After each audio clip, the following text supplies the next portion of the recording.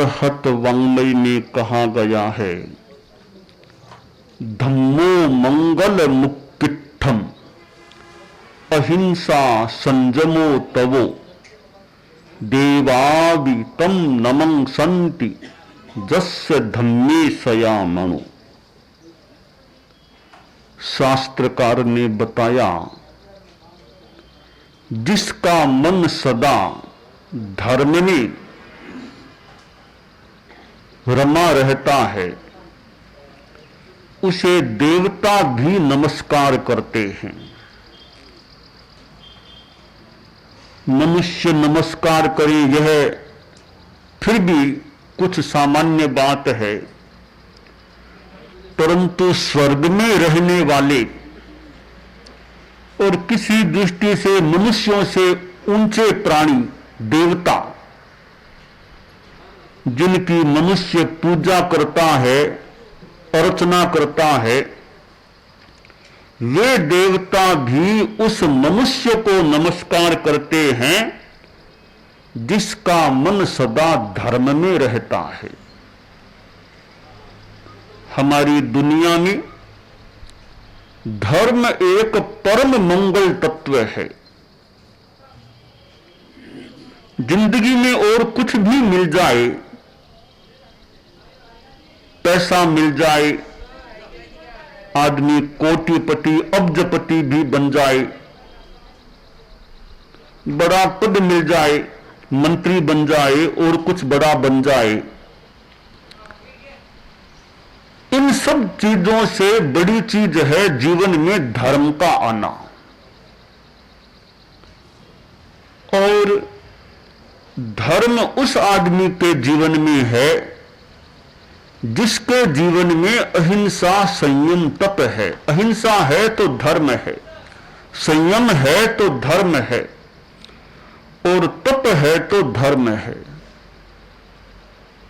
संप्रदाय एक चीज है, वह भी धर्म से संपृक्त हो सकता है, परंतु धर्म प्राण तत्व है। संप्रदाय को शरीर कहा जा सकता है और धर्म आत्मा है। संप्रदाय लिफाफा है तो धर्म उसके भीतर रहने वाला पत्र है, कागज है, संवाद पत्र। संप्रदाय फल का छिलका है तो धर्म फल का गूदा है। कभी कभी संप्रदाय को छोड़ा जा सकता है धर्म के लिए, पर संप्रदाय के लिए धर्म को छोड़ देना उत्तम बात नहीं होती। तो धर्म का स्थान ऊंचा है। जैसे हम चेहरे में देखें, नाक और भाल, भाल ऊपर है, नाक नीचे है। इसी प्रकार धर्म का ऊपर का स्थान है और संप्रदाय का उससे नीचे का। हां, संप्रदाय में धर्म हो सकता है। जैसे शरीर में आत्मा रहती है वैसे संप्रदाय में धर्म रह सकता है, पर शरीर शरीर है, आत्मा आत्मा है, संप्रदाय संप्रदाय है, धर्म धर्म है। तो मनुष्य यह सोचे कि मेरे जीवन में धर्म है या नहीं, अहिंसा संयम तप मेरे आचरणों में है या नहीं। परम पूज्य आचार्य तुलसी, आचार्य महाप्रज्ञ जी ने नैतिकता अहिंसा की बात बताई। अनुव्रत आंदोलन का सूत्रपात किया गया कि मनुष्य के जीवन में धर्म आए, आचरणात्मक धर्म आए। पूजा उपासना भी धार्मिक जगत का एक अंग बना हुआ है। उपासना को भी कोई अवहेलित नहीं किया जाना चाहिए।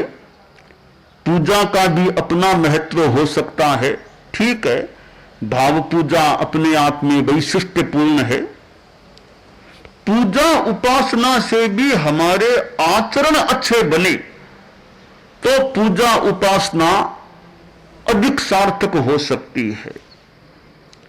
तो उपासना का भाव भी जीवन में रहे, बहुत अच्छी बात है, पर साथ में आचरण हमारे अच्छे रहे, यह ज्यादा महत्वपूर्ण बात है। मुझे कोई पूछे कि एक तरफ उपासना पूजा, एक और अहिंसा संयम तपस्या, दोनों में से एक का ही चुनाव करना हो तो किसका करे? एक का ही चुनाव करना हो तो मेरा विचार है फिर उपासना को मत चुनो, फिर अहिंसा संयम तपस्या को चुनो। अहिंसा संयम तपस्या जीवन में है तो मेरा विश्वास है हमारा कल्याण सुनिश्चित है। और अहिंसा संयम तप धर्म में कुछ भी नहीं है तो कल्याण के आगे प्रश्न चिन्ह है। चीते की बात कभी आपने सुनी हो? एक शिकारी और चीते की बात। एक राजा के पास कुछ किसान लोग आए, बोले महाराज हमारे खेतों में कई बार चीता आ जाता है, हम बड़े डरते हैं चीते से, कहीं किसी को चीता खा न जाए। आज तक तो नहीं खाया पर कभी खा भी सकता है, यह मन में आशंका है, आप हमारी चीते से रक्षा करो। तो राजा ने मंत्री से कहा भैया ध्यान दो, किसानों की सुरक्षा हमारा कर्तव्य है। मंत्री ने कहा आपका आदेश शिरोधार्य, मैं ध्यान दे लेता हूं। मंत्री ने अफसरों से कहा कि ध्यान दो। तो अफसरों में से एक ने कहा कि एक हमारे युवक अभी विदेश से चीते की शिकार सीख करके आया है, उसको यह काम सौंप देते हैं, वह चीते को खत्म कर दे, फिर किसान निर्भीक हो जाएंगे। उस युवक से कहा गया भैया यह काम कर लो कि हाँ मैं तो ट्रेनिंग लेकर के आया हूं विदेश से, चीते को मारना मेरे लिए चिटली अंगुली का काम है। ठीक है तो तुम्हारा जिम्मा, इन किसानों के साथ जाओ और चीते से इनकी सुरक्षा करो, चीते का जो करना हो सो करो। वह शिकार करने का प्रशिक्षण लिया हुआ युवक किसानों के साथ हो गया। किसान अपने गांव में उसको ले गए, एक मकान में नाश्ता वगैरह करा दिया। तो वो युवक बोला वो खेत आपके किधर हैं जहां वो चीता आता है? तो किसान बोले थोड़ी दूर पर ही खेत है, आप बोले चलो देख लो। नाश्ता करके वह मात्र एरिया को देखने के लिए, कौन सी एरिया है, सहज भाव से युवक किसानों के साथ हो गया। उसे यह मन में नहीं था कि अभी कोई चीता आ जाएगा, तो थोड़ी दूर चला कि चीता आ गया। अब चीते को देख करके किसान तो भाग छूटे, दौड़ गए। इस युवक ने सोचा रे मैं भी यूं दौड़ूंगा तो लोग क्या कहेंगे, इतनी ट्रेनिंग की बात कह रहा था तो मैं तो खुद भाग के चला गया। और समस्या यह थी कि वो शिकार करने की बंदूक युवक के पास में नहीं थी। सोचा भागना तो एक हंसी का काम कहीं हो जाएगा, थोड़ा निर्भीक आदमी था तो भागा तो नहीं। वो चीता निकट आ गया। अब युवक ने सोचा प्राणों को खतरा, मुझे खतरा है। तो वह युवक चीते की ओर देख करके बोला देख चीते, मुझे क्या समझते हो तुम? युवक ने सोचा बंदूक तो है नहीं, पर जेब में बंदूक का लाइसेंस तो पड़ा है। उसने वह लाइसेंस निकाला, तो देख ये लाइसेंस बंदूक का मेरे पास, मैं तुम्हें मार दूंगा, प्राण उड़ा दूंगा। और वह चीता तो लाइसेंस फाइसेंस को जानता नहीं था क्या लाइसेंस होता है। प्रमाण पत्र को जानता नहीं, उसने तो आव देखा न ताव उस युवक पर झपटा और युवक का प्राण वध कर दिया। युवक समाप्त हो गया। जिस चीते को समाप्त करने के लिए आया था खुद समाप्त हो गया उस चीते से। खैर बाद में राजा ने दूसरी व्यवस्था की, चीते से किसानों की सुरक्षा भी की। पर यहां ध्यातव्य यह है, उस युवक के पास अगर बंदूक हाथ में होती तो संभव है वह चीते को मार देता, अपनी सुरक्षा कर लेता, किसानों की भी सुरक्षा कर देता। पर बंदूक नहीं थी, मात्र वो बंदूक का प्रामाण्य बताने वाला पत्र था, अनुमति बताने वाला पत्र था। वह पत्र उस युवक की सुरक्षा नहीं कर सका। इसी प्रकार यह अहिंसा संयम तप यह सुरक्षा करने वाला साधन है, आत्मा को पापों से बचाने वाला साधन है, पाप रूपी चीते से बचाने वाला साधन है। पर वह साधन धर्म न हो, मात्र संप्रदाय के अनुयायी बन भी जाएं तो ज्यादा कोई सुरक्षा वाली बात प्रतीत नहीं होती।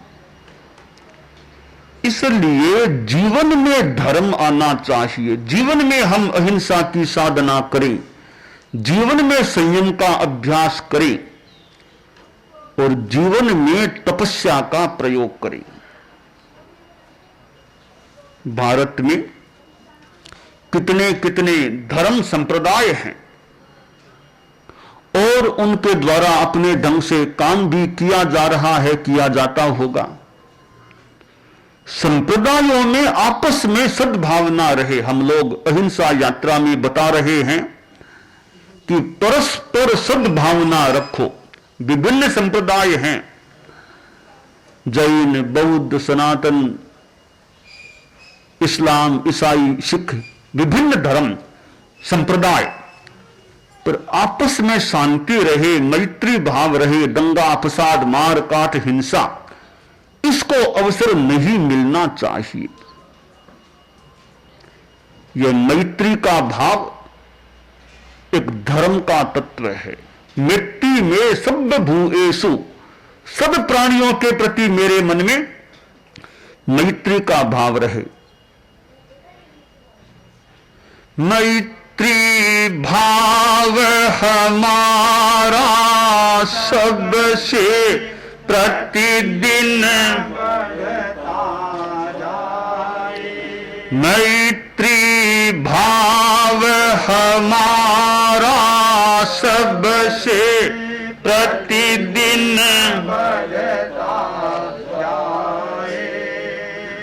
समता सह अस्तित्व समन्वय नीति सफलता शुद्ध साध्य के लिए नियोजित मात्र शुद्ध साधन हो संयममय नैतिकता की सुर सरिता में जन जन मन पावन हो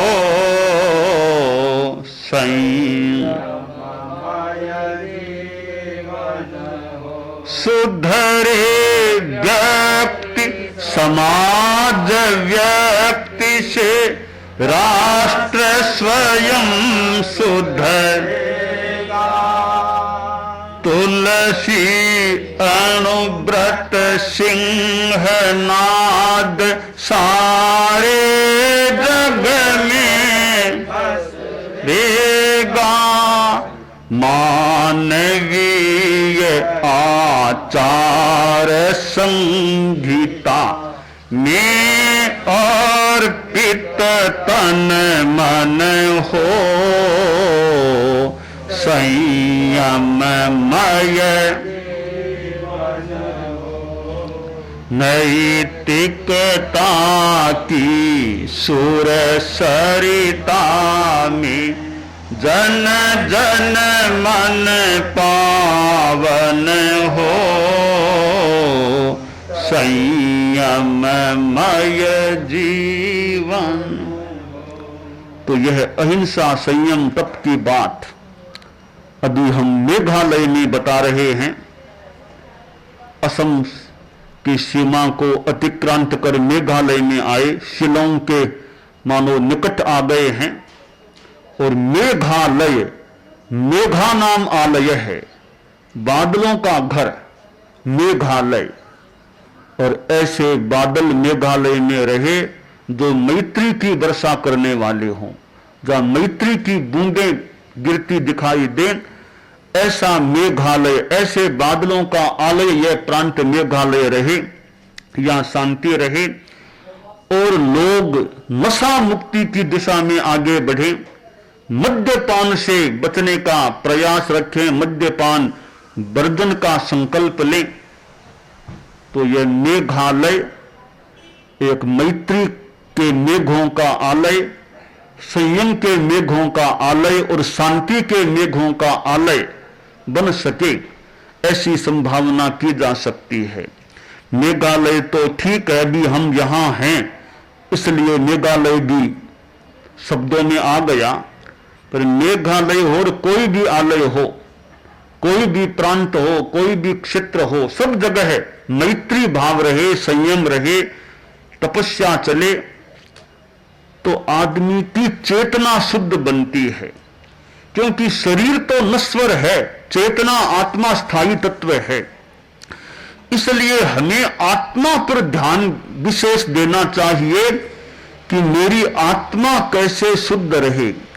क्योंकि जन्म लिया है तो एक दिन अवसान भी होता ही होता है, और आदमी खाली हाथ आया है, खाली हाथ जाने वाला है। खाली हाथ आयो है तू जासी खाली रे लार रहसी इन दुनिया में जस अप जसरी रे थोड़े जीण रे खातिर क्यों थोड़े जीण रे खातिर क्यों बांधे सिर पापारो भारो चेतन चिदा नंद चरणा में सब कुछ अर्पण